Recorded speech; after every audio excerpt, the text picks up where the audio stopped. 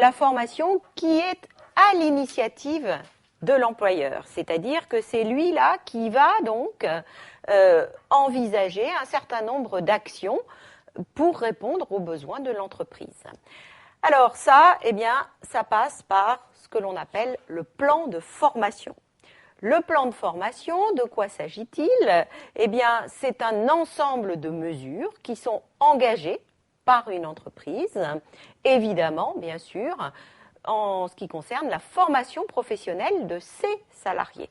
Là, le plan de formation concerne l'entreprise et uniquement l'entreprise. Donc, dans ce plan de formation, on peut trouver toutes sortes d'actions de formation, mais qui vont avoir le même objectif, assurer donc la formation professionnelle des salariés de l'entreprise. Première chose qu'il faut noter, le plan de formation n'est pas obligatoire. Certaines entreprises font un plan de formation parce qu'elles préfèrent organiser elles-mêmes justement la formation des salariés, mais d'autres ne font pas de plan de formation. Il n'y a donc pas de sanction si un employeur n'a pas mis en place un plan de formation. C'est simplement un moyen que l'entreprise peut utiliser pour répondre à ses obligations en matière de formation. Les obligations que j'ai évoquées tout à l'heure. Eh bien, l'employeur peut choisir de répondre à ces obligations en mettant en place un plan de formation. C'est-à-dire que ça a un avantage pour l'entreprise, c'est que c'est elle qui va choisir la forme que prendront les obligations en question.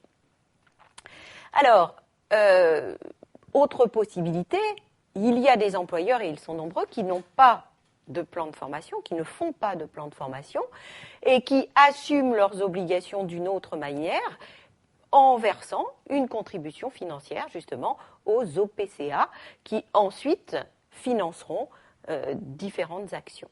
Donc voilà, mais dans beaucoup d'entreprises aussi, on va préférer faire un plan, définir soi-même les priorités en matière de formation et les actions qu'il faut engager. Si on estime que ça n'est pas nécessaire, eh bien, il n'y aura pas là d'infraction, de faute de la part de l'employeur. Il suffira qu'il s'acquitte de la contribution financière que prévoit la loi. Alors, mise en place du plan de formation, comment est-ce que ça se passe? Alors, première chose, je l'ai évoqué tout à l'heure, il doit y avoir une consultation préalable du comité d'entreprise. Donc, ça fait partie là de ses missions, je vous l'ai dit, que de se prononcer sur, d'une part, parce que là il y a plusieurs volets, l'exécution du plan de l'année précédente. Donc, on va voir ce qui a été réalisé par rapport à ce qui avait été prévu. Et donc, le comité aura ainsi un état très précis de ce que l'employeur a réellement engagé comme action au cours de l'année écoulée. Et puis, deuxième volet, bien sûr, le projet de plan pour l'année à venir. Là aussi, le comité peut donner un avis sur ce qui lui est présenté. Alors, la consultation se fait obligatoirement en 2 temps. C'est assez formalisé, comme souvent en la matière. Il y a obligatoirement 2 réunions du comité. Donc l'employeur ne peut pas à la fois demander au comité de se prononcer sur les réalisations concernant le plan de formation de l'année précédente et le projet pour l'année à venir. Il doit réunir 2 fois le comité et les 2 réunions, obligatoirement, sont séparées par un délai qui est de 3 semaines minimum. Voilà. C'est en 2 temps qu'on va consulter le comité. Pourquoi ? Parce qu'on estime qu'il s'agit vraiment de 2 choses différentes. Il ne va pas pouvoir donner son avis globalement à la fois sur ce qui a été fait et ce qu'on projette de faire l'année suivante.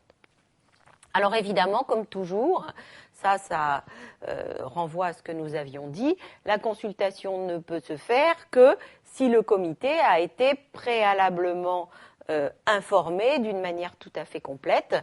Et donc là, l'employeur va lui remettre toute une documentation qui concerne ce qu'il prévoit de faire pour l'exercice suivant, qui va indiquer ce qu'il a déjà engagé comme action pour réaliser le plan de formation de l'année précédente ou de l'année en cours d'ailleurs.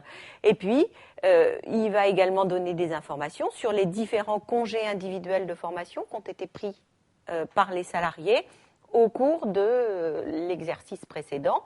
Il va parler également de l'exercice du DIF, c'est-à-dire lors de l'exercice précédent, eh bien, il y a tant de salariés qui ont utilisé leur droit individuel à la formation. Donc, il y a un volume d'heures global qui a été utilisé, qui est de temps. Voilà, ça, ce sont des informations très concrètes que l'employeur doit fournir au comité avant qu'il se prononce justement sur les deux aspects, ce qui a été entrepris et réalisé et ce qui est projeté pour l'avenir. Alors, là où cette consultation est très importante, c'est pour ça que les représentants élus du personnel, je les ai fait figurer dans les acteurs vraiment de la formation, c'est que si le comité émet un avis défavorable sur donc le projet de plan de formation de l'entreprise ou, deuxième hypothèse, sur les réalisations du plan précédent, eh bien, l'inspecteur du travail va intervenir. Il va faire un contrôle. Donc, si le plan de l'année précédente, qui prévoyait beaucoup d'actions, eh bien, n'a pas été respecté, rien n'a été fait, ou les actions ont été engagées, mais pas toutes et pas totalement, eh bien, l'inspecteur du travail va pouvoir venir contrôler justement toutes ces données, les réalisations, les raisons pour lesquelles ça n'a pas été fait. Voilà, donc la décision, l'avis du comité d'entreprise a un véritable effet juridique, puisqu'il peut générer, s'il est défavorable, cet avis, l'intervention de l'inspecteur du travail.